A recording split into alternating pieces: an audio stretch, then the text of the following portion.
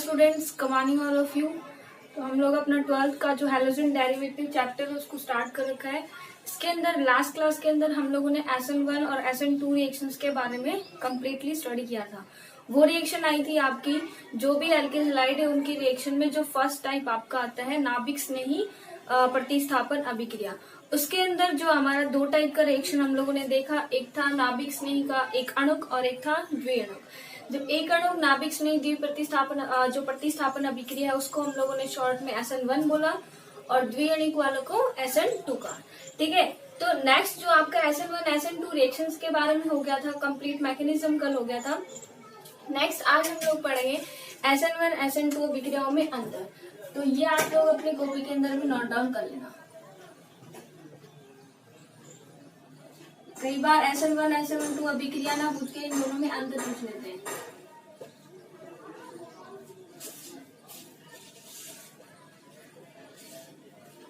Okay, एक side हम लोग लिखते हैं SN1 रिएक्शन और इस प्रकार से SN2 अभिक्रिया। तो SN1 SN2 अभिक्रिया में जितने भी अंतर हैं वो सारे हम लोग पढ़ेंगे। पहला जो अंतर है इसका कंप्लीट नेम क्या हो जाएगा? एक अणुक नाभिक स्नेही प्रतिस्थापन अभिक्रिया। और SN2 का हो जाएगा द्विअणुक नाभिक स्नेही प्रतिस्थापन अभिक्रिया। ये तो हो गया फर्स्ट, ये तो जस्ट नॉर्मली आपका क्या है, नाम ही है। उसके बाद अगर हम बात करें तो ये तो इनका कंप्लीट नेम हो गया। इन रिएक्शंस की बात करें तो SN1 जो अभिक्रिया होती है वो दो पदों में संपन्न होती है और जो आपकी SN2 रिएक्शन होती है वो आपकी सिंगल स्टेप के अंदर कंप्लीट होती है। तो SN1 के अंदर लिखते हैं यह दो पदों में संपन्न होती है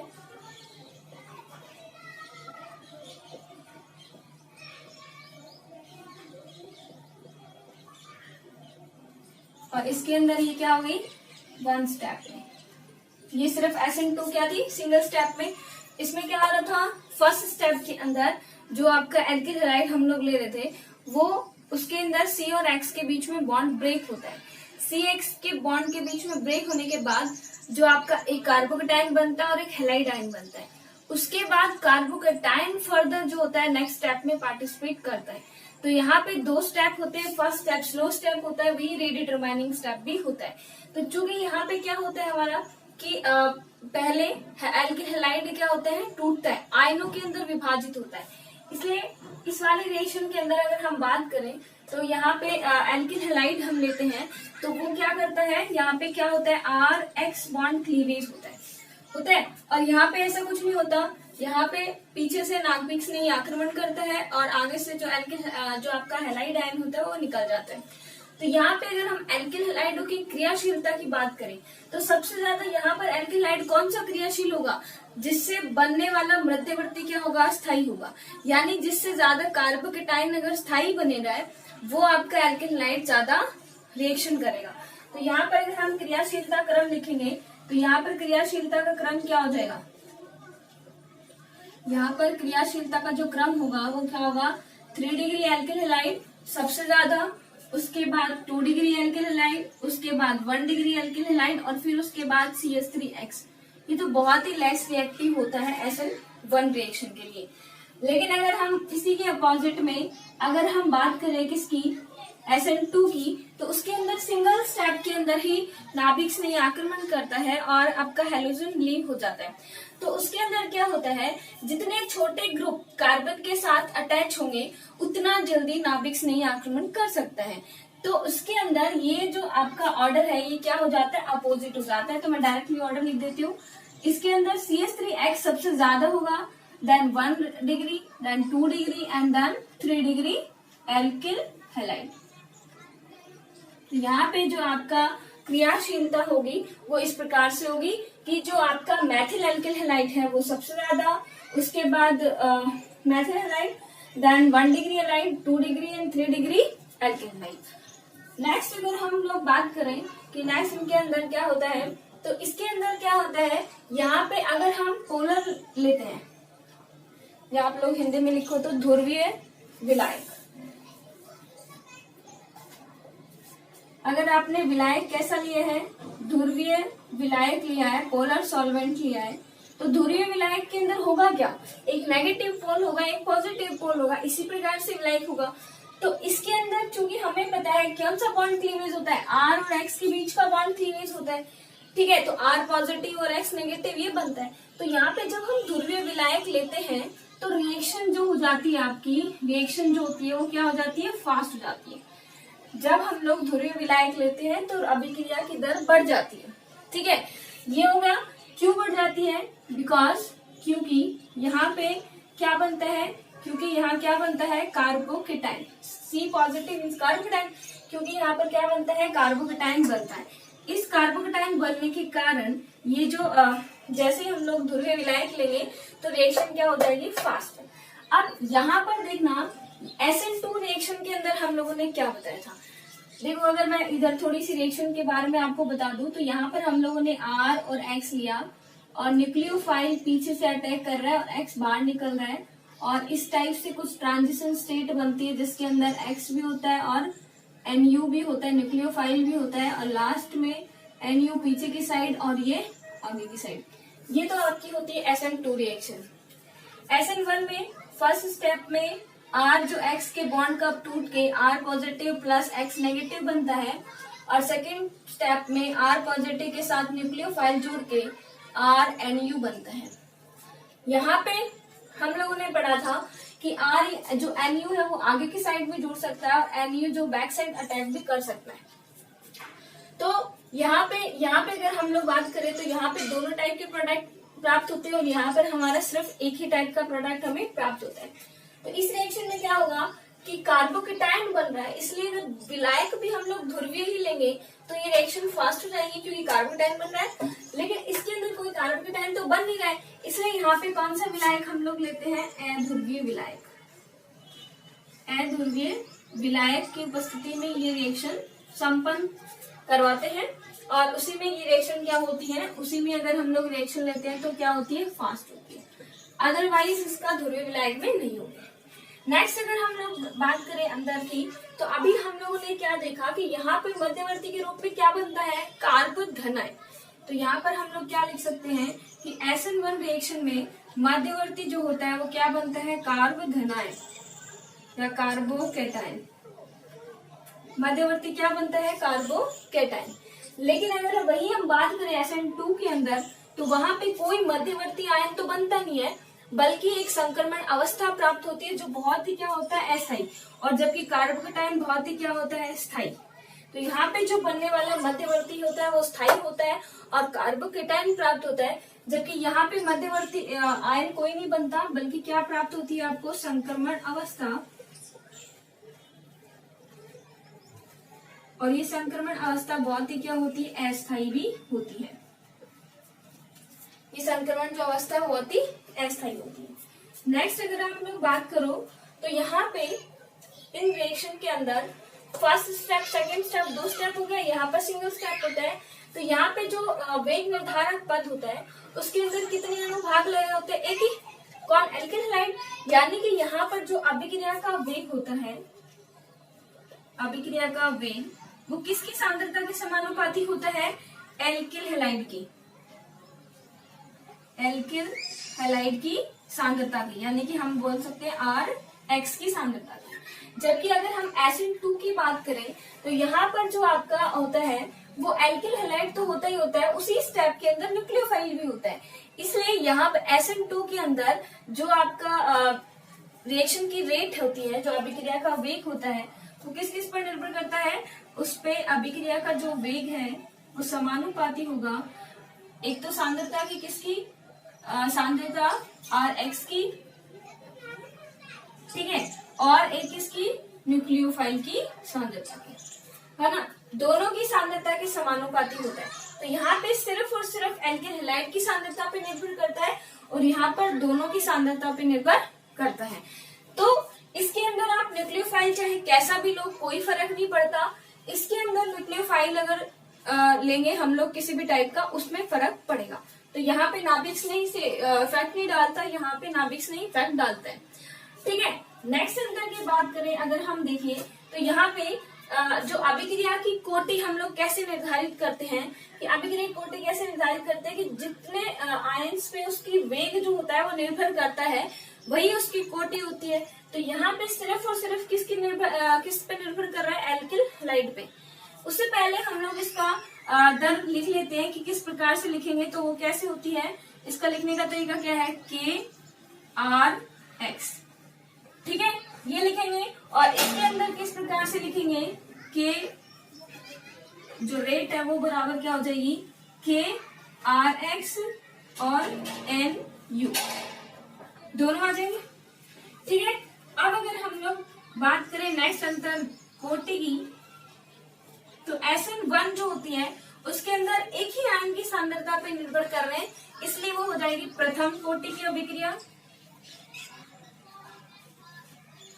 और SN2 जो होती है उसके अंदर जो होता है एल्किल हैलाइड प्लस में न्यूक्लियोफाइल, दोनों की सांद्रता पर निर्भर करते हैं, इसलिए वो हो जाएगी द्वितीय कोटि की अभिक्रिया। तो SN1 प्रथम कोटि की अभिक्रिया होती है, SN2 द्वितीय कोटि की अभिक्रिया होती है।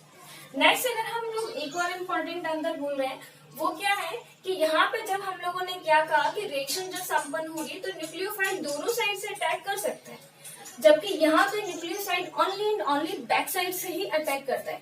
तो SN1 के अंदर दोनों प्रोडक्ट्स क्या हो सकते हैं, पॉसिबिलिटी है कि बन सकते हैं।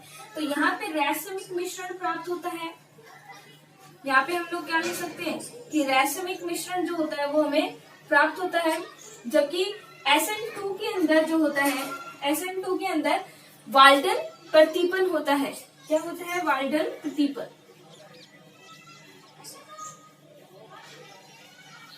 यानी कि विन्यास का क्या हो जाता है, प्रतिपन हो जाता है, विन्यास पलट जाता है। जो भी पहले D था वो बाद में L बन जाता है, और जो L था वो बाद में क्या बन जाता है, D विन्यास का बन जाता है। तो इस प्रकार से आप लोग ये सारे के सारे क्या कर सकते हो, अंतर याद कर सकते हो। फिर भी आपको रिएक्शन पढ़ते टाइम और एक दो अंतर मिल जाए तो वो भी करके आ सकते हो। अंतर जरूर याद कर लेना, एग्जाम के अंदर ये बहुत बार पूछा गया है।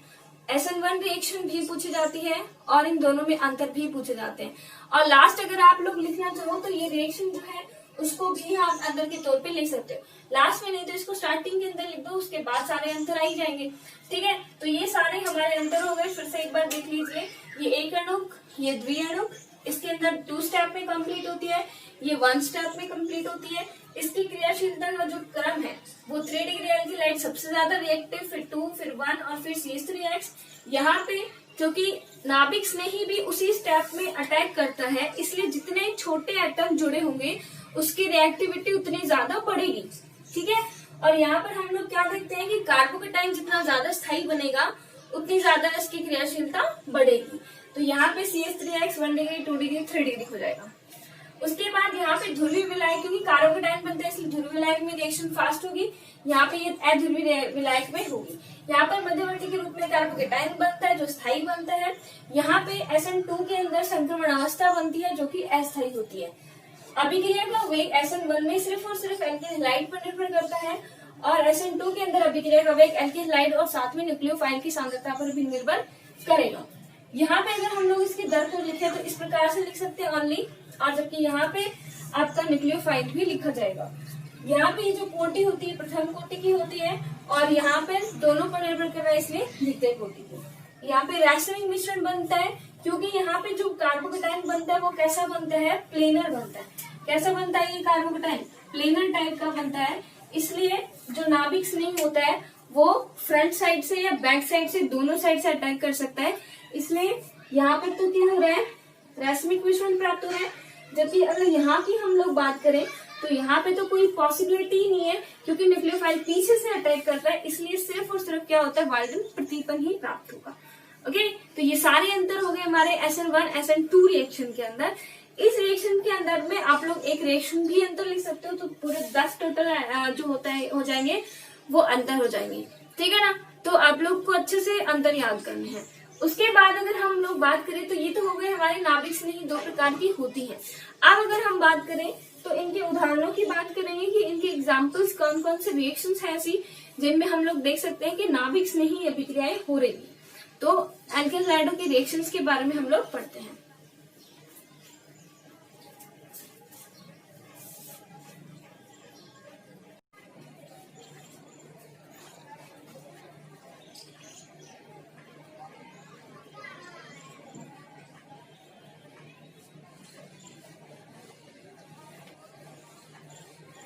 ये सारे के सारे अंतर आपको अच्छे से याद कर लेने हैं, क्योंकि अंतर भी बहुत बार पूछे गए हैं एग्जाम में, तो आप लोग थोड़ा सा अंतर पे फोकस डाल लेना।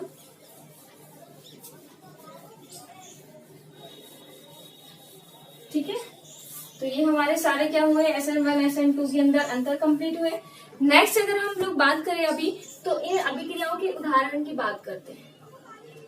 ठीक है, इनके उदाहरणों की, तो उदाहरण की बात करें तो देखिए, सबसे पहले मैं आपको बता दूं कि इसके अंदर हम लोग वो रिएक्शंस पढ़ेंगे जिसके अंदर कोई नाभिक नहीं आएगा और RX के बॉन्ड को क्या करेगा, क्लीवेज करेगा, है ना। यहाँ पर नाभिक स्नेही के अंदर क्या होगा कि कोई नाभिक नहीं आएगा। SN1 में तो देखिए, SN1 टाइप में क्या हो रहा है, R और X के बॉन्ड का बीच का बॉन्ड टूट रहा है, और SN2 के अंदर क्या आ रहा है कि कोई न्यूक्लियोफाइल जो आ रहा है वो इस प्रकार से आ रहा है पीछे से, और बाद में X बॉन्ड टूट रहा है। तो दोनों प्रकार की ही रिएक्शन यहाँ पर पॉसिबल है। ठीक है, तो उनके हम लोग एग्जाम्पल्स पढ़ेंगे कि किस प्रकार से ऐसा होता है। तो सबसे पहले अगर हम पढ़ें तो जो फर्स्ट हमारी रिएक्शन होती है वो होती है कि एल्केन हैलाइड की हम लोग साइनाइड से रिएक्शन करते हैं। ठीक है, एल्केन हैलाइडों की साइनाइड के साथ में अभिक्रिया, तो उससे हम लोग को क्या प्राप्त होते हैं, एल्किल साइनाइड। तो हम लोग इस प्रकार से लिख सकते हैं कि एल्किल साइनाइड का निर्माण।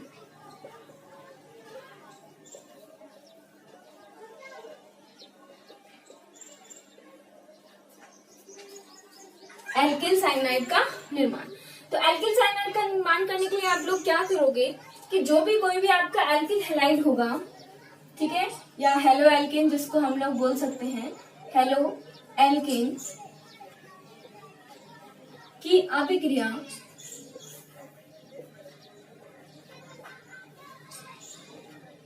KCl व KCl के साथ ही करिए एक बार, KCl के साथ कराने पर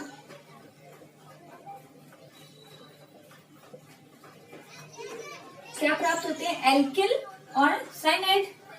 ठीक है, एल्किल साइनाइड प्राप्त होंगे। अब हम लोग एल्किल सीधा एग्जाम्पल ही ले लेते हैं। तो एल्किल साइनाइड, अब हम लोग क्या कर रहे हैं, कोई भी एल्किल हैलाइड ले, हेलो एल्केन की जगह हम लोग क्या ले रहे हैं, कोई हेलो एल्केन ले रहे हैं। ठीक है, अब जैसे कि मान लो हम लोगों ने लिया CH3Cl, सपोज करो हम लोगों ने ये ले लिया मेथिल क्लोराइड, इसको ले लिया।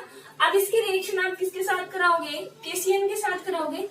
तो ये जो KCl है ये क्या करेगा रिएक्शन के दौरान, यहाँ पे देखिए KCl किस किस के बीच में कैसे टूटता है, K positive plus Cl negative, ऐसे ही तो टूटेगा ना। अब यहाँ पर न्यूक्लियोफाइल की तरह एक्ट कौन करेगा, ये Cl नेगेटिव, तो ये किसकी तरह एक्ट कर रहे हैं, न्यूक्लियोफाइल की तरह। फिर यहाँ पर क्या होगा, यहाँ से क्या होगा बताना जरा, ये वाला बॉन्ड न्यूक्लियोफाइल अटैक करेगा और ये K और Cl बाहर निकल जाएगा। कुछ ज्यादा रिएक्शन नहीं करनी, हम लोग को क्या करना है, CH3 के साथ Cl को जोड़ देना है और KCl को बाहर निकाल देना है। ठीक है, तो ये हमारा क्या बन गया, अभी एल्किल साइनाइड बन गया। क्या बन गया, एल्किल साइनाइड। अब यहाँ पे आप लोग जरूरी नहीं कि यही लोग C2H5Cl भी ले सकते हो। ठीक है, आपकी और इच्छा है तो दूसरा कोई भी आर ले सकते हो, वो आर डिपेंड करता है कि आपने आर ग्रुप क्या लिया है, तो कोई भी आर ग्रुप आप लोग ले सकते हो। अब देखिए, ये जो एल्किल साइनाइड यहाँ पे फॉर्म हुआ है, ये एल्किल साइनाइड भी आगे कई प्रकार के प्रोडक्ट्स बना सकता है। इस एल्किल साइनाइड के भी काफी उपयोग है। ये एल्किल साइनाइड भी बहुत प्रकार की जो है प्रोडक्ट्स बना सकता है, बहुत प्रकार की, मतलब 3-4 प्रकार के प्रोडक्ट बना सकता है। तो इस एल्किल साइनाइड की ही रिएक्शन मैं आपको साथ साथ में ही बता देती हूँ, वरना बाद में है तो बाद में आपको कंफ्यूजन ना हो। तो इसी के अंदर मैं आपको बता दें कि जो एल्किल साइनाइड बना है इससे भी हम लोग क्या कर सकते हैं, प्रोडक्ट्स बना सकते हैं। तो एल्किल साइनाइड का जब इसकी देखो ए रिएक्शन हम लोग पढ़ रहे हैं जल अपघटन, तो सबसे पहले हम लोग पढ़ेंगे आंशिक जल अपघटन।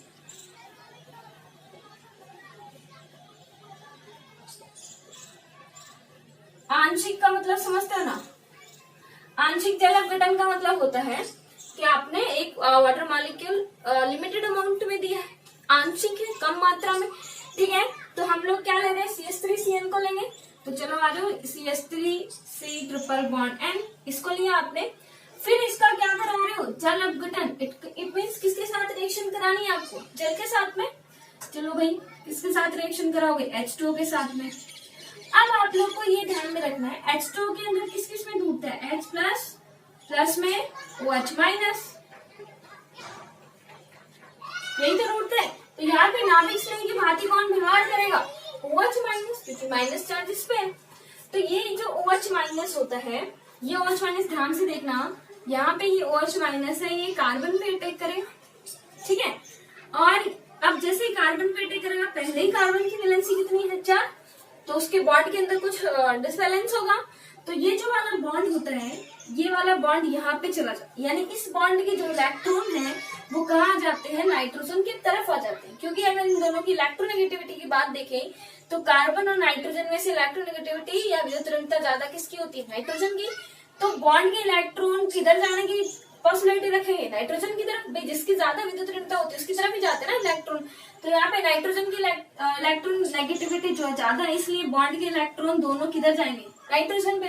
तो नाइट्रोजन पे ऑटोमेटिकली क्या से चार्ज हो जाएगा, नेगेटिव, और इस नेगेटिव के साथ में कौन जुड़ जाएगा, H पॉजिटिव। ओके, तो हमारे पास में क्या बनेगा, CH3 सिंगल बॉन्ड C के साथ में क्या जुड़ गया, OH, और डबल बॉन्ड N और H। ये ट्रिपल बॉन्ड से किसके अंदर चेंज हो गया, डबल बॉन्ड के अंदर। अब देखिए क्या होगा नेक्स्ट स्टेप के अंदर, ये जो OH के बीच का बॉन्ड है ना, ये बॉन्ड के अपने दोनों इलेक्ट्रॉन्स इधर ले लेंगे, और उसके बाद क्या हो जाएगा, ये वाला बॉन्ड फिर से किसकी तरफ जाएगा, नाइट्रोजन की तरफ। भाई अगर ये इधर से जाएगा तो कार्बन की वैलेंसी तो फिर से कंप्लीट हो जाएगी, 4। तो इसको ये अपने इलेक्ट्रॉन्स किसके दे देगा, नाइट्रोजन को। अब ऑटोमेटिकली नाइट्रोजन पे कैसे चार्ज हो गया, नेगेटिव। तो बताइए ये H पॉजिटिव फ्री हुआ था, ये H पॉजिटिव किसके साथ जुड़ जाएगा, इसके साथ में। तो यहाँ पे क्या हो जाएगा, CH3 C double bond O NH2। बताइए ये बना कि नहीं बना, ये बना। तो आपका जो आंशिक जल अपघटन है उससे क्या प्राप्त हो गया, एमाइड। क्या प्राप्त हो गया, एमाइड, ठीक है। तो एमाइड जो फॉर्मेशन है वो किससे प्राप्त हो जाते हैं, आंशिक जल अपघटन से, ठीक है ना। उसके बाद फर्स्ट रिएक्शन आपको समझ आई कि इस एल्किल साइनाइड में पहले हमने एक ही अणु दिया है, ठीक है, और फिर उसका रीअरेंजमेंट किया और इस प्रकार से प्रोडक्ट बना। अब नेक्स्ट रिएक्शन की बात करें तो इसकी बात करते हैं पूर्ण जल अपघटन।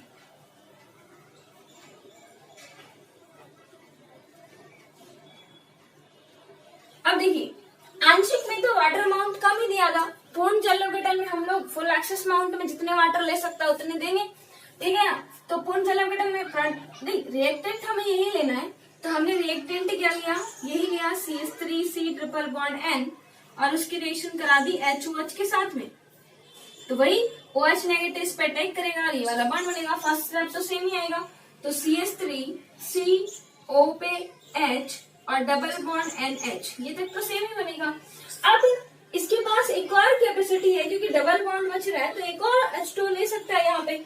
तो क्या करेगा, फिर से हम लोग इसको किस क्या दे देते हैं, HOH।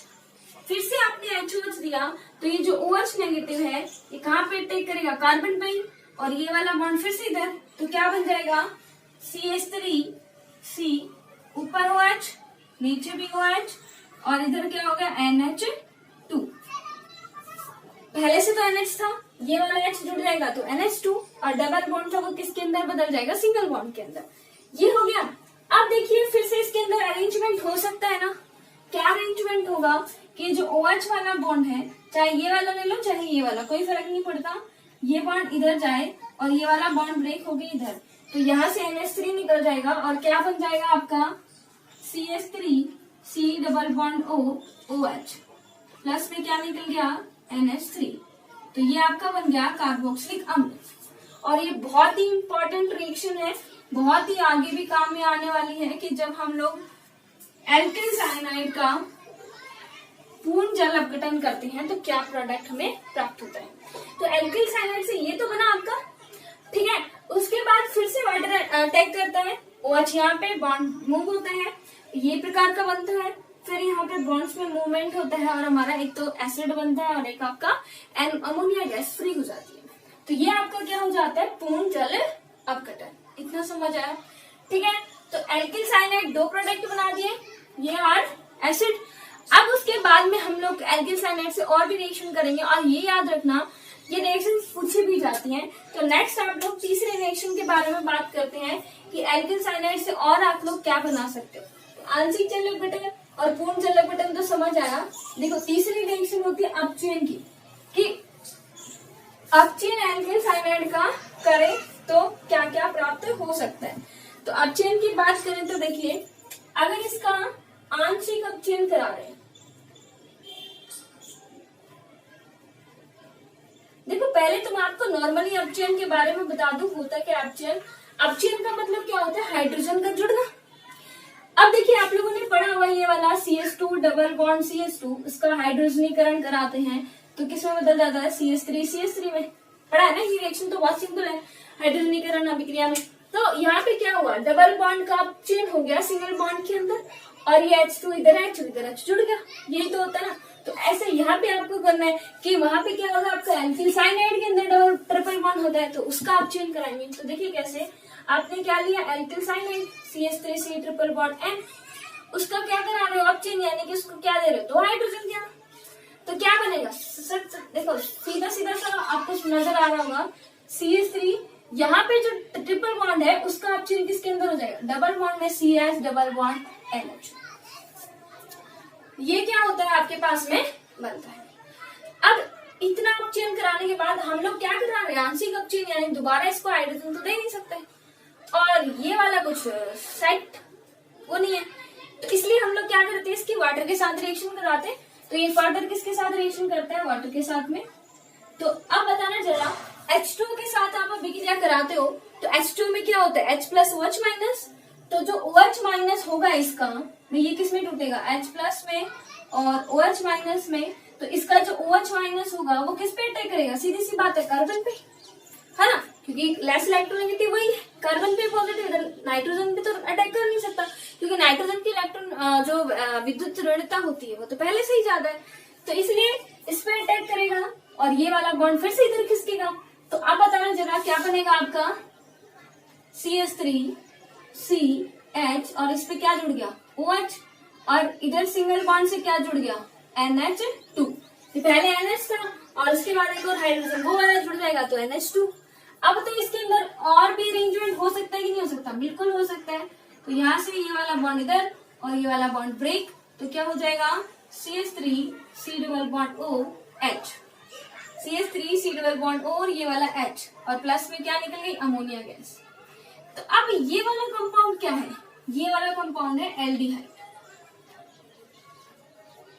ये वाला कंपाउंड क्या है, एल्डिहाइड है, यानी कि आंशिक अपचयन के द्वारा हम लोग इससे क्या बना सकते हैं, एल्केनेल। एल्डिहाइड के लिए एल लगाया जाता है ना, तो इसलिए हम लोग एल्डिहाइड का फॉर्मेशन बना सकते हैं, एल्केनेल। जितना भी आपने यहाँ पे CH3 लिया है तो CH3 वाला एल्डिहाइड बन जाएगा, अगर आपने C2H5 लिया है तो वो वाला एल्केनेल बन जाएगा, ठीक है। तो इस प्रकार से आप लोग एल्डिहाइड का फॉर्मेशन कर सकते हो, किससे, एल्किल साइनाइड से। फिर देखिए इस रिएक्शन का नाम भी है, इस रिएक्शन को बोलते हैं स्टीफन्स रिएक्शन। स्टीफन भी लिखा जाता है, तो स्टीफन ऐसे भी लिखा होता है, और कई जगह ये स्टीफन्स रिएक्शन भी आती है, तो आप लोग दोनों ही देख लेना, यही रिएक्शन होती है स्टीफन अभिक्रिया। तो ये आंशिक अपचयन के नाम से कोई नहीं पूछेगा, ये आपको पूछेगा कि स्टीफन अभिक्रिया क्या होती है, तो आपको बताना है कि एल्किल साइनाइड का आप लोग क्या करते हो, आंशिक अपचयन करते हो, फिर जल अपघटन करते हैं, देन हमें एल्डिहाइड प्राप्त होता है, that reaction is known as Stephen reaction, ठीक है। तो ये आपकी स्टीफन अभिक्रिया हो गई। नेक्स्ट आंशिक अपचयन किया तो पूर्ण अपचयन भी करेंगे, उसमें भी हम पीछे नहीं हटने वाले, तो हम लोग क्या करेंगे, इसका पूर्ण अपचयन। तो पूर्ण अपचयन की क्या बोलेंगे, देखो पूर्ण अपचयन की जो रिएक्शन होती है उसके अंदर हम लोग क्या करेंगे, इसको फिर हाइड्रोजन देंगे, जितने ये ले सकते हैं, ठीक है ना। तो क्या नेक्स्ट रिएक्शन क्या हो जाएगा, पूर्ण अपचयन।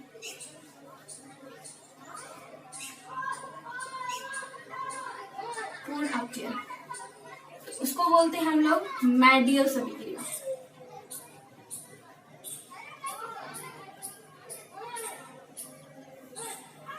इसको हम लोग क्या बोलते हैं, मैडियस अभिक्रिया।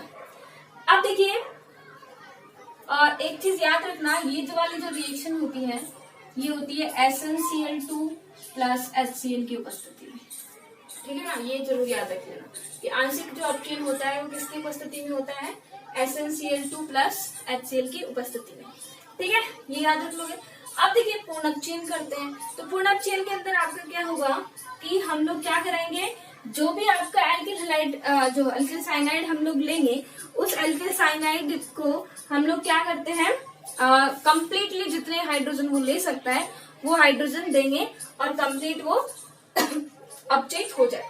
तो हम लोग क्या करते हैं, एल्किल साइनाइड की अभिक्रिया, हम लोग इसकी हिंदी भाषा क्या करेंगे, एल्किल साइनाइड की अभिक्रिया इथेनॉल C2H5 की उपस्थिति में कराते हैं, ठीक है, इथेनॉल और सोडियम की उपस्थिति में। तो क्या होगा, वही 2 हाइड्रोजन दिए जाएंगे, तो CH3C। अब देखो डबल ट्रिपल बॉन्ड डबल में चेंज होगा पहले, तो इधर भी H लगेगा, फिर डबल बॉन्ड इधर भी क्या लग जाएगा, H, ठीक है।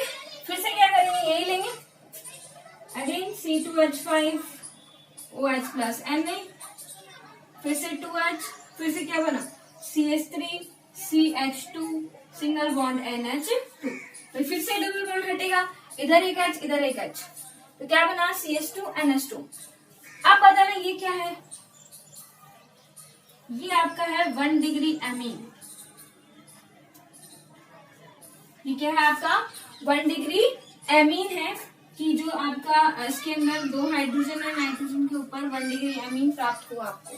ओके, तो हम लोगों ने 4 प्रकार के प्रोडक्ट प्राप्त किए हैं। अगर हम लोगों ने क्या किया था, आंशिक जल अपघटन, आंशिक जल अपघटन जब आपने किया तो आपने क्या प्राप्त किया, आंशिक जल अपघटन से आप लोगों ने किया एमाइड, ठीक है। फिर आप लोगों ने पूर्ण जल अपघटन किया, पूर्ण जल अपघटन से आपने किया एसिड, ठीक है, एसिड प्राप्त होता है। फिर हम लोगों ने अपचयन किया, तो आंशिक अपचयन, आंशिक जो अपचयन है उससे आपने प्राप्त किया एल्डिहाइड, और नेक्स्ट जो होता है आपका पूर्ण अपचयन, उससे आपने प्राप्त किया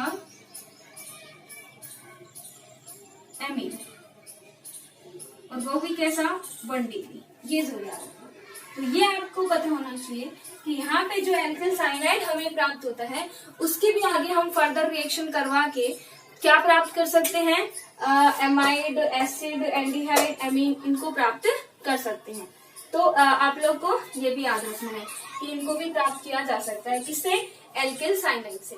तो देखिए हम लोगों ने रिएक्शन फर्स्ट रिएक्शन पढ़ी थी कि हम लोगों ने एल्किल साइनाइड का निर्माण करना शुरू किया था। तो एल्किल साइनाइड हम लोगों ने बनाया किससे, KCN से। अब हम लोग एल्किल आइसोसाइनाइड का निर्माण करेंगे, ठीक है। नेक्स्ट जो रिएक्शन आपकी आएगी वो आएगी आपकी एल्किल आइसोसाइनाइड। देखिए अगर रिएक्शन में आपको कुछ भी नहीं समझ आता है थोड़ा सा भी, तो आप बिल्कुल वीडियो को पीछे कर लीजिएगा फिर से, और फिर से उसको देख लीजिएगा, ठीक है ना। बार बार में मैं वही रिपीट करूंगी, और आप वीडियो को अगर पीछे करके देखेंगे तो भी वही होने वाला है। तो वीडियो को थोड़ा सा, अगर आपको थोड़ा सा भी कहीं डाउट आ रहा हो तो फिर से वीडियो को रिपीट करना और ध्यान से सुनना, ओके। और श्योर हूं मैं, पक्का समझ आ जाएगा, ठीक है। तो नेक्स्ट हम लोग एल्किल साइनाइड, एक रिएक्शन तो हो गई थी हमारी।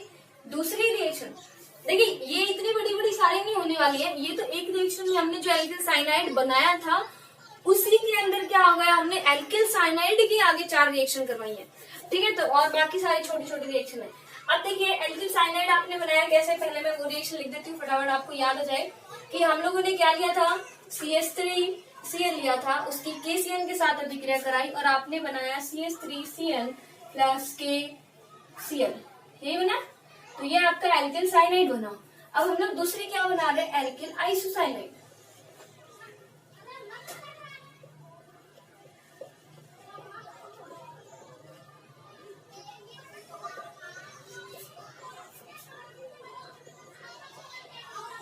एल्किल आइसोसाइनाइड का निर्माण हम लोग कैसे कर सकते हैं कि आप हेलो एल्केन की अभिक्रिया AgCN के साथ कराते हैं तो एल्किल आइसोसाइनाइड का निर्माण होता है।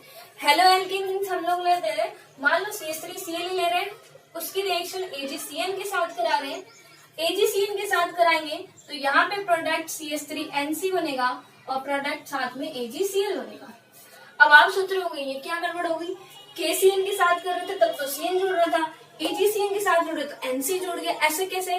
तो ये तो देखो साइनाइड है और आपको मैंने 9th चैप्टर पहले ही पढ़ा दिया है कोऑर्डिनेशन वाला कि जब C से बाइंडिंग होती है तो साइनाइड बोला जाता है और N से बाइंडिंग होती है तो आइसोसाइनाइड बोला जाता है। और ऐसे लिगेंड जिनके 2 बाइंडिंग साइट होती है उनको क्या कहा जाता है, उभयदंतुक लिगेंड। अब चूंकि यहाँ पे ये नाभिक्स नहीं है, साइनाइड यहाँ पे नाभिक्स नहीं की तरह काम कर रहा है और NC भी, तो यहाँ पे ये हो जाएंगे उभयदंतिक नाभिक्स नहीं हो जाएंगे, ठीक है ना। अब देखिए यहाँ इस प्रकार से क्यों हो गया, इसका रीजन बहुत ही एक बार एग्जाम में ऐसे भी आया हुआ है। इसका क्या क्वेश्चन पूछा गया था, क्वेश्चन पूछा गया था कि हेलो एल्केन की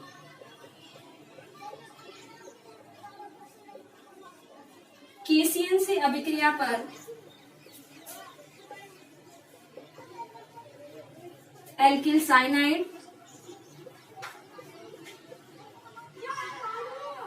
व AgCN से अभिक्रिया पर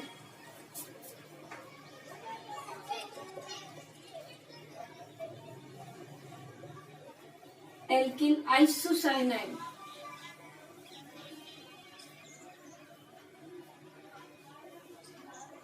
प्राप्त होता है, क्यों? क्या क्वेश्चन आया आपका, ये क्वेश्चन आया था कि आपने हेलो एल्केन की यानी कि मान लो CH3Cl की अभिक्रिया कराई आपने, एक बार आप करा रहे हो KCN के साथ में, तो KCN के साथ तो ये दे रहा है CH3Cl और जबकि आपका जब आपने AgCN के साथ कराई तो ये आपका दे रहा है CH3NC।